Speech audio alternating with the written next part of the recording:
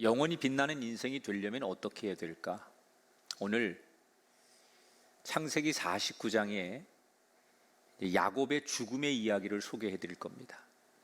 창세기에서 가장 많은 분량을 차지하는 인물이 야곱인데 파란만장한 야곱의 인생이 오늘 49장에서 죽음으로 막을 내립니다.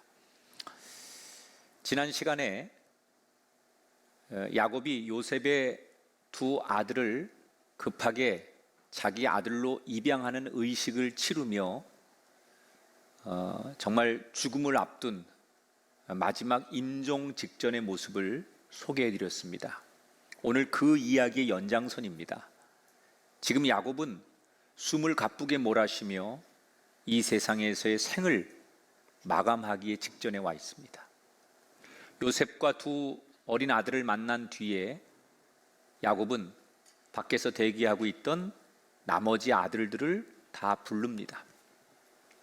그래서 아버지 앞으로 12명의 아들들이 삥 둘러앉는 거예요.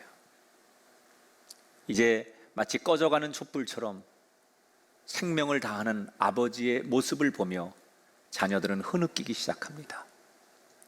이때 가쁜 숨을 몰아쉬며 야곱이 있는 힘을 다해 내가 죽기 전에 너희들에게 축복하고 싶다, 그렇게 얘기를 해요. 그러면서 잠시 기도를 드린 다음에 그 혼미한 정신을 가지고 12명의 아들 이름을 하나하나 불러가며 그들에게 축복을 하기 시작합니다.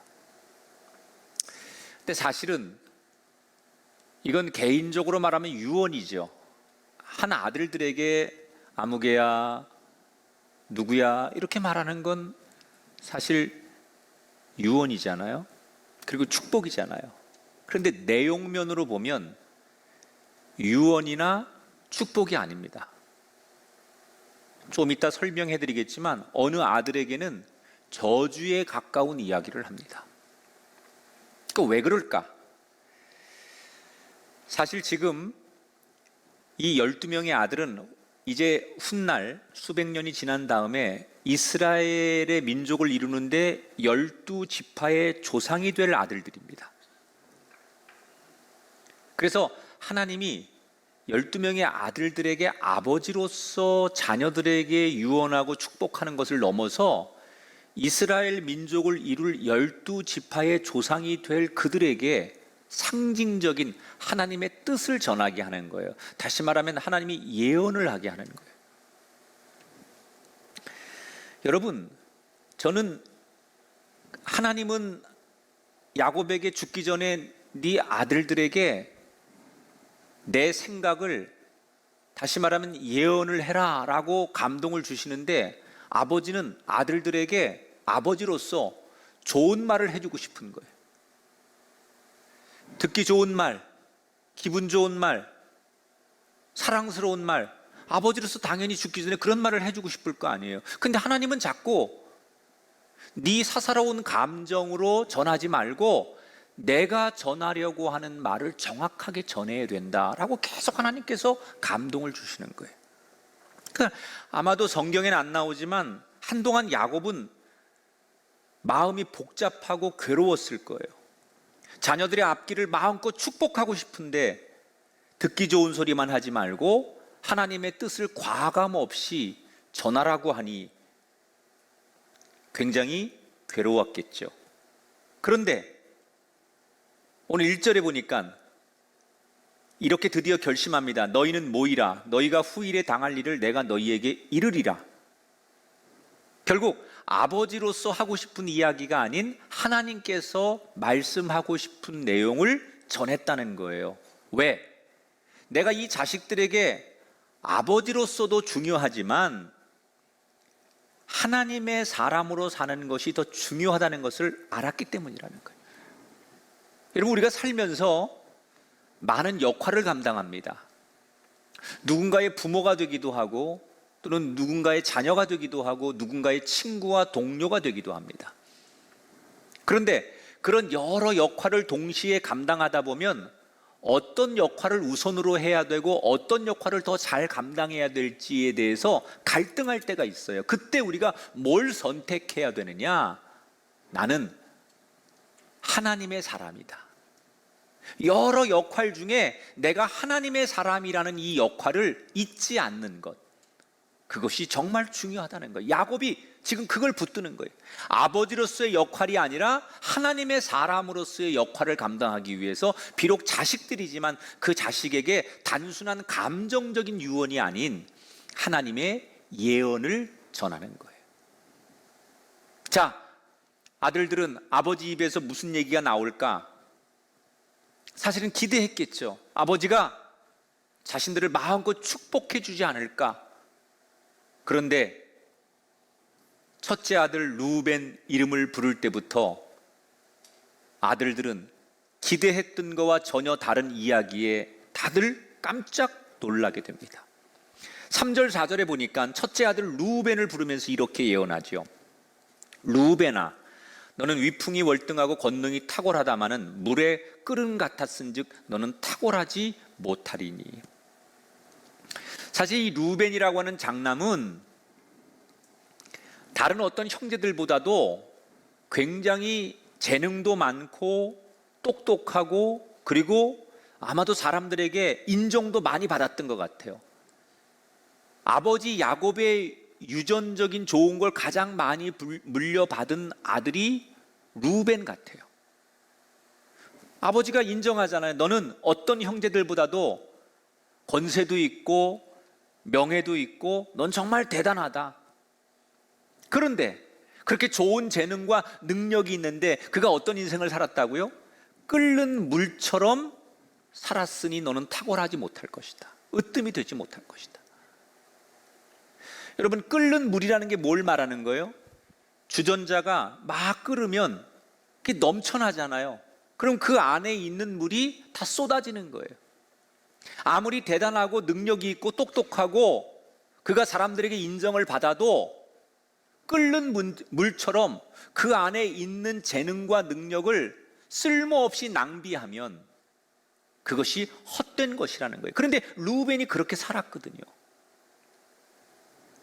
당연히 자기는 장자로서 이 집안의 장남으로서 엄청난 축복을 받을 거라고 예상했는데 아버지 입에서 나오는 이 얘기는 넌 사람들에게 대단하고 능력이 있을진 몰라도 끓는 물처럼 살아온 너의 인생은 결국 너로 인해 너의 후손들이 복을 받지 못한다.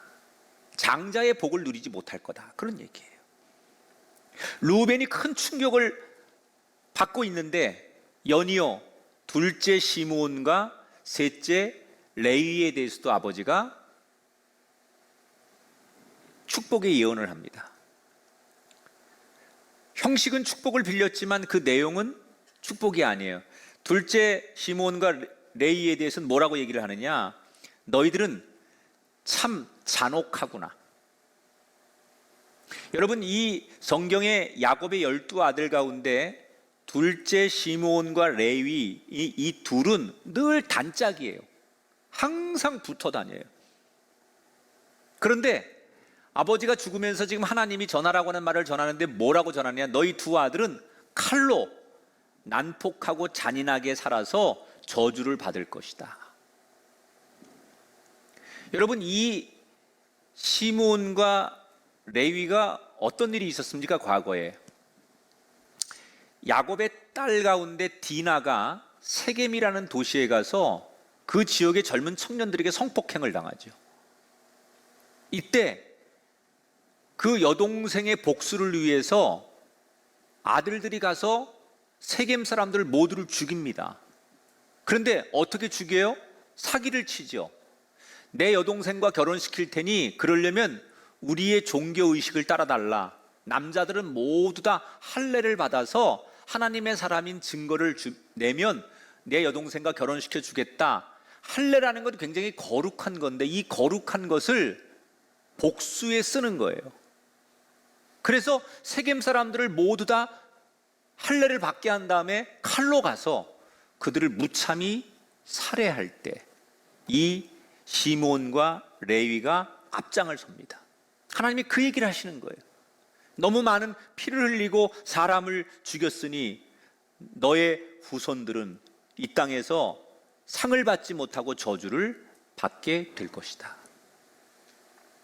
그리고는 오늘 이제 우리가 만나는 인물 가운데 주목해 봐야 될 넷째 아들 유다를 언급합니다. 이 유다는 12아들 가운데 요셉과 함께 가장 많은 복을 받아요. 유다여, 내 형제들의 칭송을 받을 것이다. 너는 누구도 건드릴 수 없는 사자처럼 살 것이고, 중요한 얘기는 여기입니다. 내게서 대대로 왕이 나올 것인데, 끝내는 참된 왕이 나와서 경배를 받게 될 것이다. 그러니까 유다에게 후손과 후손들을 통해서 누가 나온다고요? 이 땅의 진짜 왕, 다시 말하면 이 땅을 구원할 메시아가 유다의 가문에서 나온다는 거예요. 그러니까 앞에 세 아들에 비해서는 넷째 유다는 모두가 부러워할 만큼 엄청난 축복을 받게 되는 거예요. 근데 사실 이 유다가 여러분 이렇게 축복을 받는 사람으로서는 거리가 먼 인생을 살았던 사람입니다. 유다가 한때는 아버지의 그 신앙적인 또는 아버지의 하나님을 향한 그런 가르침을 거부하고 이방 땅으로 뛰쳐나가요. 그리고 거기서 가나안 여자하고 결혼을 해요. 자기 아들들도 외국인 여자들하고 결혼을 하게 해버려요. 나는 아버지처럼 안 살겠다. 하나님 안에 머물고 그렇게 답답하게 그렇게 안 살겠다. 나는 세상에 나가서 돈도 벌고 명예도 얻고 성공하면서 살겠다. 그리고 뛰쳐나가서 세상 말로 타락하며 살았던 사람이 유다예요. 그런데 첫 번째, 두 번째, 세 번째 아들에 비해서 유다는 하나님께서 그런 삶을 살았던 유다를 엄청나게 축복하셨어요. 왜 그랬을까요? 유다가 비록 한때는 타락한 인생을 살았지만 어느 날 자기 잘못을 깨닫고 회개하고 완전히 하나님 앞에 돌아설 때가 있었어요. 그런데 대충 돌아선 게 아니라 확실하게 돌아서요. 그러니까 우리가 보통 기독교가 말하는 회개, 하나님 앞에 회심, 이게 강력해야 돼. 대충 우리가 은혜 받고 대충 회개하는 게 아니라 하나님 앞에 철저하게 자기의 삶을 강하게 터나는 사람에게 살아온 인생과 상관없이 하나님 그를 용서하실 뿐 아니라 축복의 반열에 세우게 된다는 거예요. 우리의 문제는 어설프다는 거예요. 하나님 앞에 돌아서는 것 같은데 그 돌아섬이 확실하지 않아요. 하나님 보실 때 정말 네가 세상에서 완전히 내게로 돌아섰구나 라는 것을 확실하게 보여줘야 되는데 유다처럼 그런 것을 보여주지 않는 우리의 삶.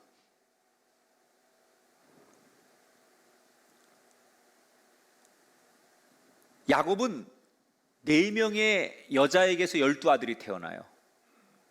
레아라고 하는 첫 번째 부인에게서 6명이 태어나요. 빌하와 실바, 이건 그 소실이죠. 뭐라 그러죠? 그냥 원래는 신분이 종이었는데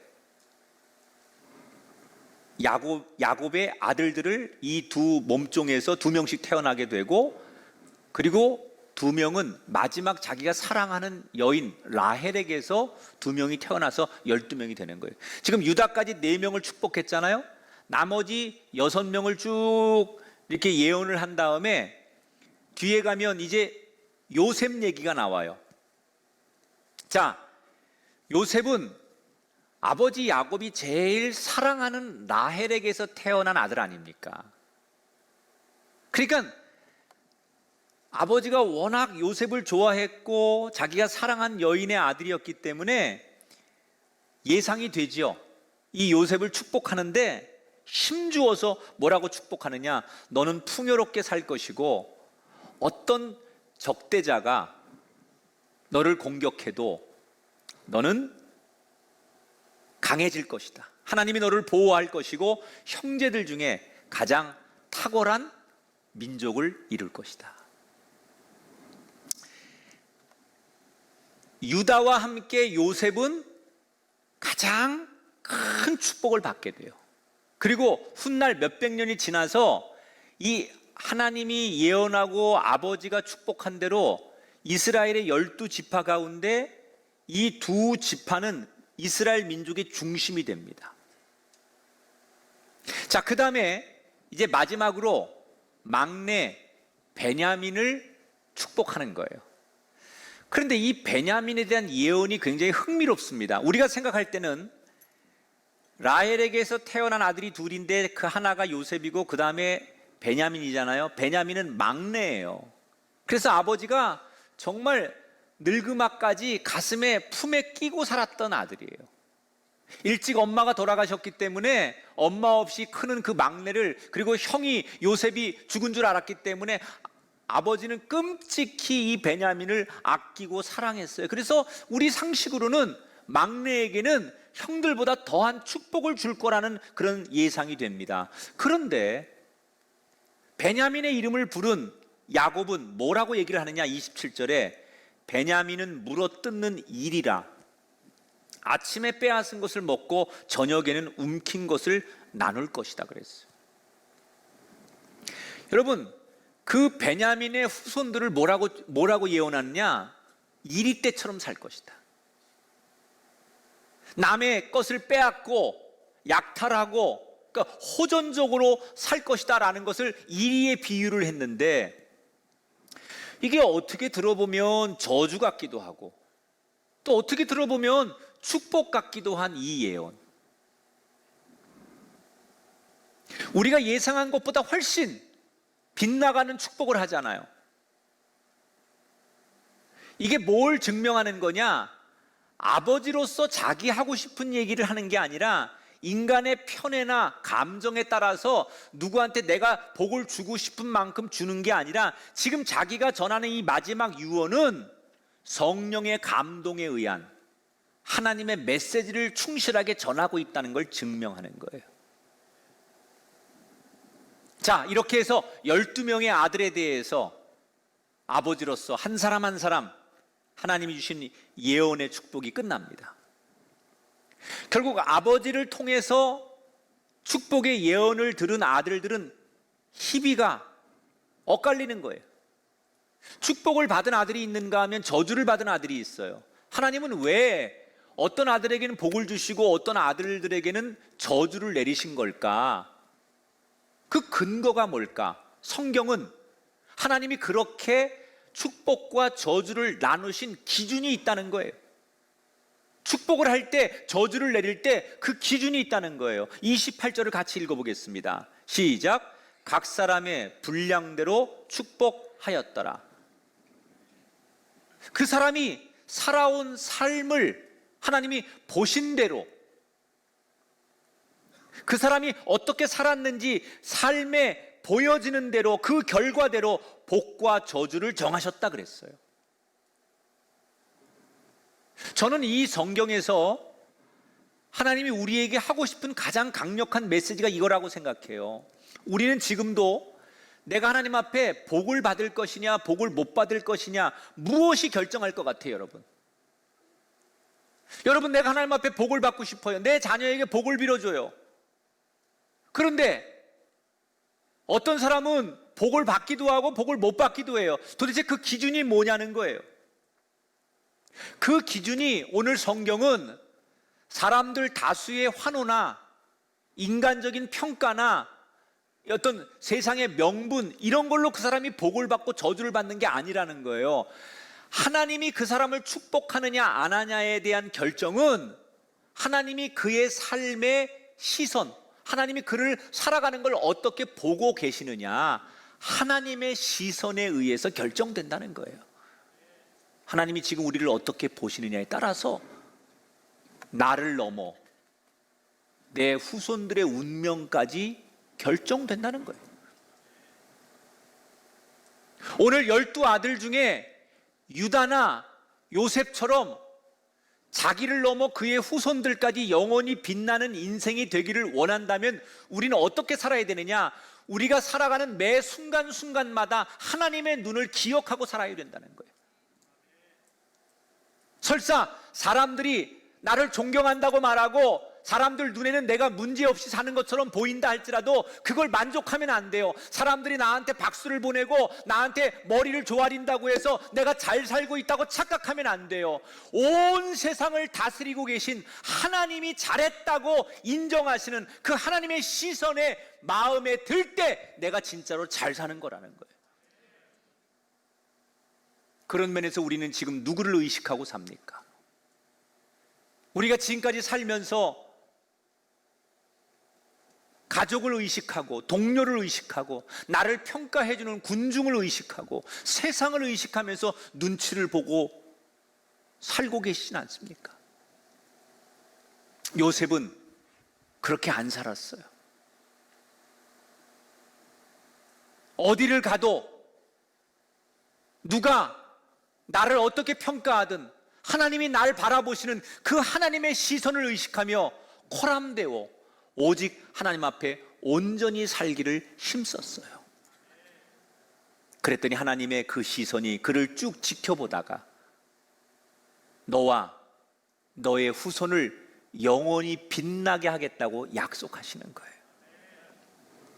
여러분, 오늘 우리는 어떻게 하면 이 세상에서 잘 살아야 될까? 그래서 세상 사람들 눈치 보고 세상 사람들의 평가를 바라보고 세상 사람들의 시선을 맞추느라고 정신이 없는 우리의 삶의 태도가 눈을 들어 하나님의 시선과 내 시선이 마주치는 인생을 살아야 돼.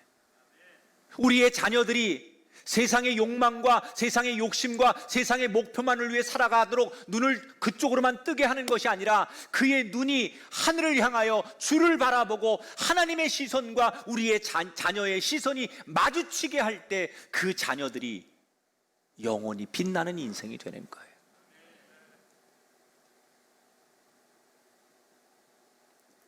열두 아들에 대한 예언이 끝났어요. 자, 그런데 여러분, 뭔가 한 가지 찝찝하지 않아요? 하나님께서 어떻게 12아들들 중에 요셉과 유다를 빼놓고 나머지 아들들은 심하게는 저주를 받고 축복을 해도 명확하지 않은 축복을 예언하셨어요? 그러면 성경에서 하나님이 한번 예를 들어 루벤, 시므온, 레위, 너희들 이렇게 살았으니까 너희들의 후손들과 함께 이런 인생이 될 거야 라고 그렇게 하나님이 딱 한번 단정하면 그들은 계속 영원토록 그의 후손들은 그렇게 살아야 되는 거냐? 성경이 그걸 얘기하려고 하는 거냐? 아니에요. 오늘 이 성경이 우리에게 전하고 싶은 진짜 메시지는 저주에 가까운 복을 하나님께서 선언하셨는데 너희들은 이런 운명이니까 이제부터 뭘 해도 소용없어. 너희는 이게 팔자고 너희들은 이렇게 살아야 돼. 너희들은 망해야 돼. 이런 뜻으로 이 메시지를 전한 게 아니라 너희들이 이렇게 살았기 때문에 그 결과로 너희들의 후손들로 이렇게 살 수밖에 없는데, 다시 말하면 그러니까 이걸 지금부터 조심하고 이렇게 살지 않으려고 애쓰고 다시 그 세상으로 돌아가지 않으면 너의 후손들은 너처럼 저주를 받지 않고 복을 받을 수 있다라는 메시지를 전하는 거예요. 망하라고 그 메시지를 주는 게 아니라 계속 그렇게 살면 하나님의 저주가 임할 수밖에 없으니 돌이켜서 회개해서 바르게 살고 조심하고 살고 넘어지지 않게 살면 하나님께서 다시 회복과 축복을 주실 수 있다는 희망의 메시지를 전하는 거예요. 그러니까 지금 이 아들들이 저주를 받고 유다와 요셉같이 축복을 못 받았다고 해서 그거로 낙심하고 절망할 일이 아니라 여기에서 그들이 깨닫고 변화되고 다시는 그런 삶을 살지 않으려고 몸부림치는 순간 하나님 앞에 기회를 얻는다는 거예요. 우리에게 주신 말씀이에요. 우리가 부족한 삶을 살았고 연약한 인생을 살았을지라도 돌이켜 하나님 앞에 회개하고 우리의 삶이 다시 넘어지지 않으려고 할 때 이걸 조심하면 얼마든지 복을 받을 수 있다라는 이 메시지를 하나님 우리에게 주시는 줄 믿습니다. 사실 이 12아들들은 아버지가 죽으면서 남기는 이 축복의 예언이 잘 와닿지 않았어요. 왜냐? 이건 당장 자기들에게만 해당되는 얘기가 아니라 지금 아버지가 하나님의 축복의 예언을 12아들들에게 남긴 거는 앞으로 수백 년 뒤에 있을 일이에요. 그러니까 별로 아들들이 아버지가 죽으면서 남긴 이 말들이 그렇게 가슴에 구구절절이 와닿는 게 아니에요. 그러나 여러분, 우리가 성경을 역사적으로 쭉 보면 수백 년 뒤의 일을 하나님께서 예언하셨는데 수백 년이 지나서 그 말씀이 그대로 이루어지잖아요. 하나님의 말씀은 언제가 되든 반드시 이루어진다는 거예요. 하나님이 한번 약속하시고 하나님이 한번 선포하시고 하나님께서 한번 명령하시면 그 말씀은 언제가 됐든 간에 반드시 이루어진다는 거예요.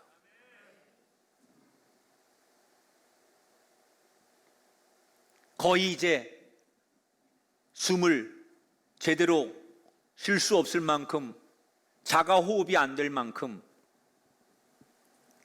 야곱은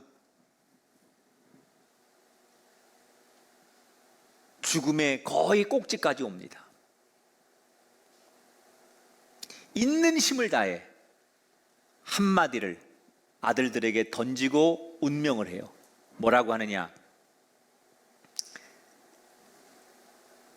내 시신을 헤브론에 있는 막벨라 굴에다가 묻어달라. 이렇게 말을 하고 그가 숨을 거둬요.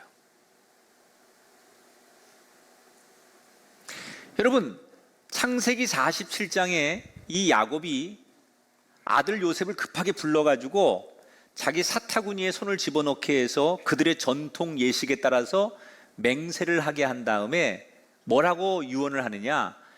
내가 죽으면 내 시신을 가나안 땅에 가서 묻어달라. 이 애굽 땅에서 장사하지 말고 고향 땅으로 내 시신을 가져가라 라고 너 맹세해라 라고 요셉에게 약속을 받아내요. 그런데 오늘 49장에 와서는 요셉뿐만이 아니라 다른 아들들이 다 있는 앞에서 다시 한번 요셉에게 했던 것보다 요셉에게는 그냥 가나안 땅으로 나를 묻어달라고 했는데 오늘은 아예 장소를 지정해요. 막벨라 굴에다가 장사해 달라라고 아예 장소를 딱 못 박습니다. 왜? 마지막 죽으면서 남긴 마지막 말이 내가 죽거든 내 시신을 막벨라 굴에다가 묻어달라고 이야기했을까? 이 막벨라 굴은 어떤 곳일까? 자, 31절에 보면 이 막벨라 굴에 대한 소개가 나와요. 이 막벨라 굴은 아브라함이 사서 매장지를 삼았으므로 아브라함과 사라가 거기 장사되었고 이삭과 리브가도 거기 장사되었으며 나도 레아를 그곳에 장사하였노라. 하나님께서 아브라함에게, 야곱의 할아버지죠, 아브라함에게 약속하셨어요. 너와 너의 자손들에게 내가 가나안 땅을 주리라. 그래서 그 말씀을 믿고 아브라함이 가나안 땅으로 이주를 왔어요. 열심히 목축업을 하고 열심히 살았는데 땅이 한 평도 없는 거예요. 왜? 이 가나안 사람들은 절대로 외지인들에게 땅을 안 팔아요. 큰일 나는 줄 알아요. 그러니까 아무리 돈이 많고 부자여도 외국에서 온 아브라함에게 땅을 안 파는 거예요. 그래서 아브라함이 어렵게 나중에 조그만 땅을 하나 삽니다. 그게 막벨라 굴이에요. 이걸 왜 사느냐?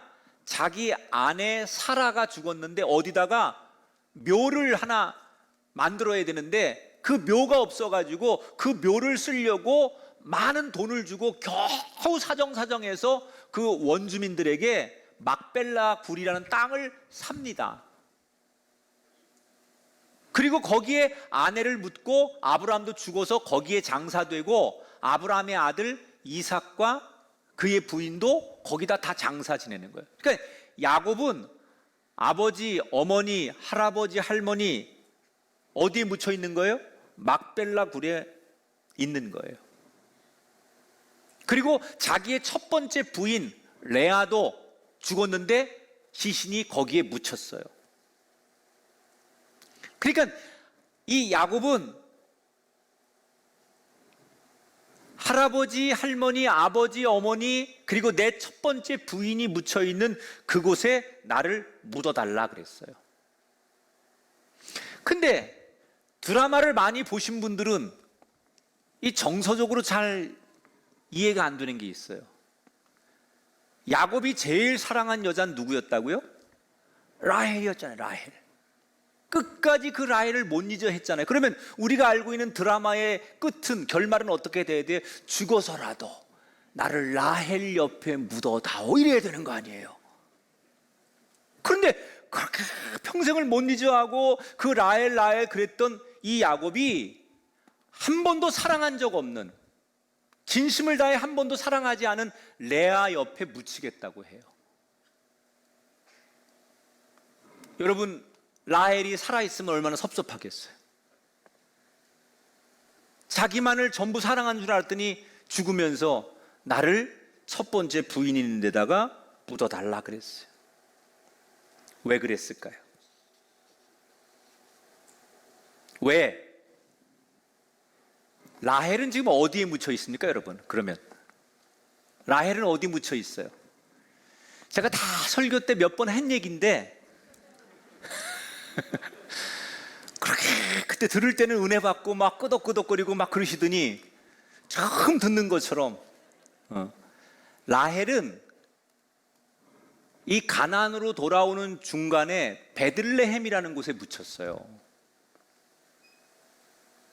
그래서 라헬의 무덤은 막벨라가 아닌 베들레헴에 있기 때문에 우리는 당연히 야곱이 죽으면서 나를 베들레헴에 묻어줘 이럴 줄 알았다는 거예요. 그게 죽어서도 사랑하는 사람과 함께 있고 싶은 것이 보편적인 상식 아닙니까?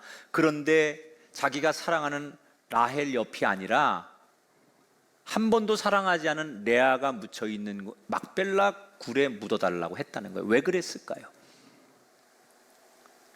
라헬에 대한 사랑, 감정이 식어서가 아니라요, 야곱에게는 사랑보다 더 중요한 게 있었어요. 사랑의 감정보다 더 중요한 게 있었어요. 그게 뭐냐? 정체성이에요. 내가 누구냐? 나는 하나님의 백성이라는 거예요. 내가 하나님의 백성이기 때문에 당연히 하나님의 땅에 가서 하나님의 품에 안기는 것이 당연한 것이다. 그 마음이 있었기 때문에 사랑의 감정을 넘어서 나는 하나님의 백성이라는 것 때문에 내 마지막을 하나님의 땅, 하나님의 품, 하나님이 주신 땅, 그 막벨라에 묻히는 게 당연하다고 생각한 거예요.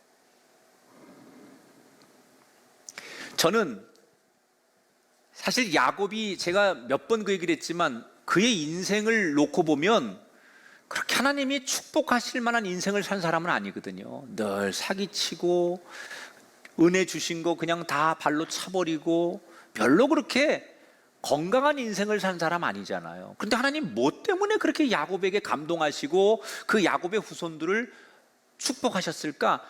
저는 그 궁금증이 이 대목에서 풀리는 거예요. 살아온 인생의 과정은 그렇게 녹록하거나 뭐 하나님 보실 때 100점짜리가 아니었는데 마지막 순간에 이 야곱이 마지막 순간에 마무리를 너무나 잘하는 거예요. 모든 것을 다 잊고 돌고 돈 자신의 인생이 마지막에 있어야 될 곳, 내가 가야 할 곳, 내가 머물러야 할 곳, 이것을 마지막 정리를 너무나 잘했다는 거예요. 심지어 내가 가지고 있는 사랑이라는 감정, 평생 품었던 인간의 정, 이것을 넘어서 하나님의 품을 사모했던 이 야곱의 마음, 하나님이 이걸 감동하셨다는 거예요. 그래서 오늘 저는 여러분에게 이 설교 마지막 시간에 이렇게 묻고 싶어요. 여러분은 하나님의 백성이십니까? 여러분이 하나님의 백성이라는 생각이 드신다면 뭘 하셔야 되느냐? 야곱처럼 하나님의 품, 하나님의 나라를 생각하셔야 된다는 거예요. 왜? 이 땅의 수없는 관계는 내가 죽으면 다 없어지는 거지만 내가 죽어도 절대로 떼지 못할 영원한 관계는 내가 하나님의 사람이냐 아니냐에 대한 관계예요. 그러면 당연히 나는 하나님의 백성이니 하나님 앞에 서야 하고 하나님의 나라에 들어가야 하고 그 나라를 사모하며 그 천국을 그리워하며 살 때 하나님은 그 사람을 영원히 빛나는 인생으로 만들어 주신다는 거예요. 여러분, 다이아몬드가 가치 있는 이유는 하나입니다. 아무리 시간이 지나도 이 다이아몬드는 계속 빛납니다. 인생도 그렇습니다. 잠깐 빛나는 인생, 한때 화려해서 주목받던 인생이 아니라 영원히 빛나는 인생이 될 때 가치가 있는 거예요. 오늘 그런 인생을 살려면 야곱처럼 하나님의 시선을 기억하는 사람이 되시고 하나님의 품에 나를 맡길 줄 아는 그런 인생을 사셔서 야곱처럼 그 야곱의 후손들 가운데 유다와 요셉처럼 번영하고 축복받는 영원히 이 땅에서 빛나는 가문과 후손들이 되시기를 주님의 이름으로 축원합니다.